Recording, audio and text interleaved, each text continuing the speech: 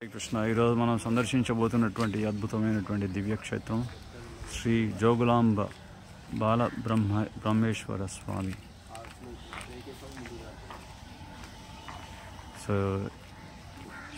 అష్టాదశ శక్తిపీఠాల్లో 5వ శక్తిపీఠం దక్షిణ కాశీ అలంపూర్.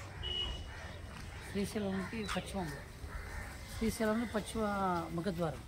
శ్రీశైలం శ్రీశైలం యొక్క పశ్చిమ ముఖ ద్వారం. ఇది పురాతనమైనటువంటి రాతితో ఉన్నటువంటి కట్టడాలు ఇవన్నీ.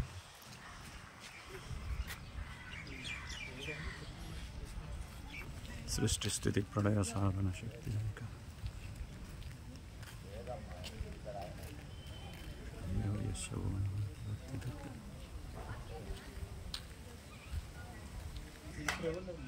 శ్రీ బాలబ్రహ్మేశ్వర స్వామి దేవస్థానం, జోగులాంబాదేవి.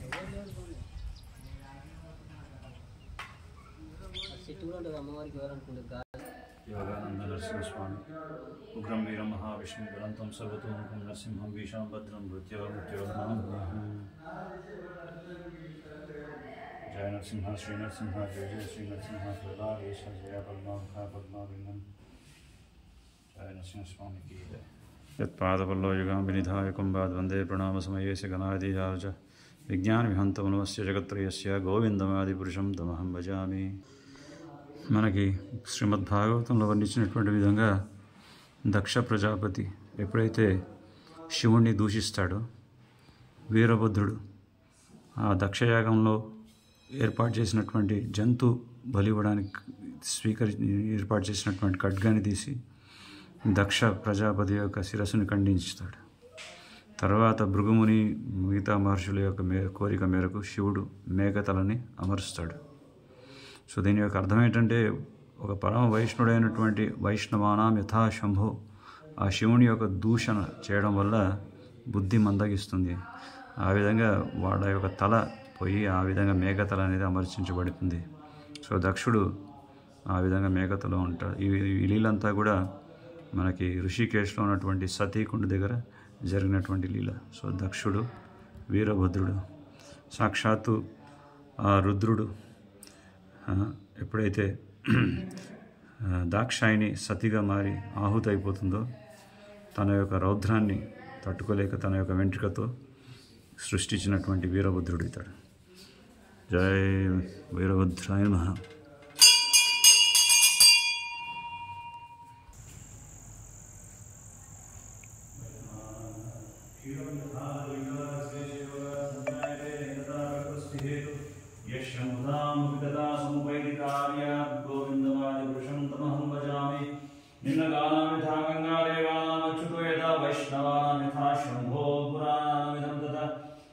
భాగవతంలో వర్ణించినటువంటి విధంగా నిమ్నగానాం యథా గంగా, సమస్త పుణ్యతీర్థాలు అన్నింటిలో కూడా శ్రేష్టమైనటువంటిది గంగా నది. దేవానాం అచ్యుతో యథా, అచ్యుతుని యొక్క ఆరాధన సర్వశ్రేష్టం. వైష్ణవానాం యథా శంభో హర హర మహదేవ, వైష్ణవుల్లో పరమ వైష్ణవుడైనటువంటి వాడు పరమశివుడు ఆ శంభు. పురాణానాం ఇదంతత, సర్వశ్రేష్టమైనటువంటి పురాణంలో భాగవత పురాణం.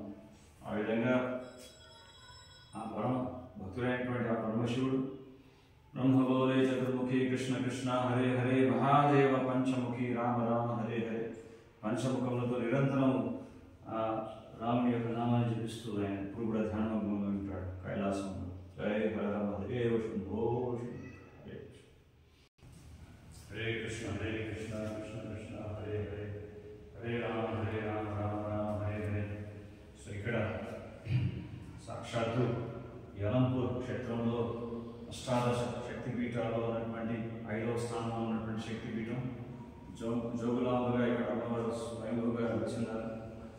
ఇక్కడే ఆ బ్రహ్మదేవుడి యొక్క తపస్సు మెచ్చి పరమశివుడు ఇక్కడ కొలువై ఉన్నారు.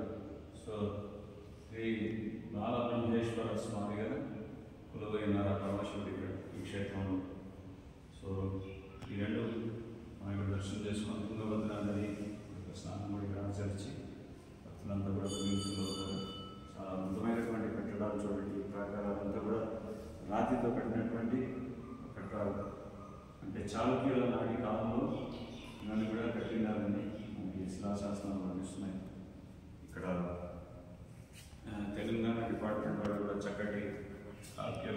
డిపార్ట్మెంట్ కూడా ఏర్పాటు చేశారు. అవి కూడా మనం దర్శనం చేసుకోవచ్చు. మీరు మనము జోగులాంబ క్షేత్రంలో ఉన్నాం. అలంపూర్ జోగులాంబ క్షేత్రంలో. ఈ క్షేత్రము శ్రీశైల క్షేత్రానికి పశ్చిమ ముఖద్వారం అని చెప్పబడుతుంది.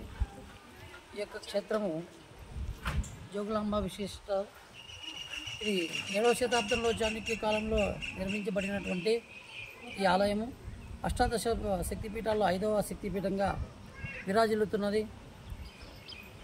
ఇక అష్టాదశ పీఠాల్లో ఒకటిగా పరిగణించినటువంటి జోగులాంబ అమ్మవారు నిత్యము భక్తుల చేత పూజ కైంకర్యాలు జరుగుతూ ఉన్నాయి.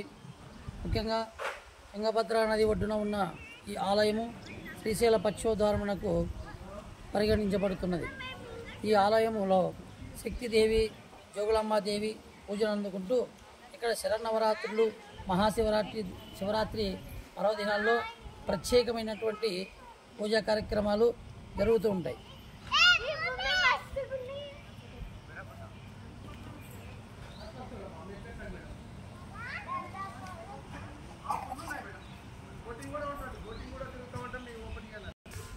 సృష్టి స్థితి ప్రళయ సాధన శక్తిరేఖ ఛాయేవ యస్య భువనాని వివర్తి దుర్గా ఇచ్ఛానురూపం వివేశ్య సచేష్ట గోవిందనాది పురుషం తమహం భజామి.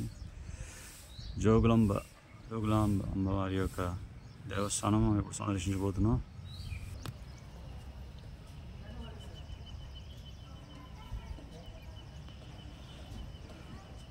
హరే కృష్ణ. జోగులాంబ దర్శనం చేసుకోవడానికి ప్రయత్నం చేయండి. ఇక్కడ బయట నుంచి తీస్తున్నాం వీడియో. అమ్మవారు చాలా బీభత్సమైనటువంటి స్వరూపంలో ఉంటారు.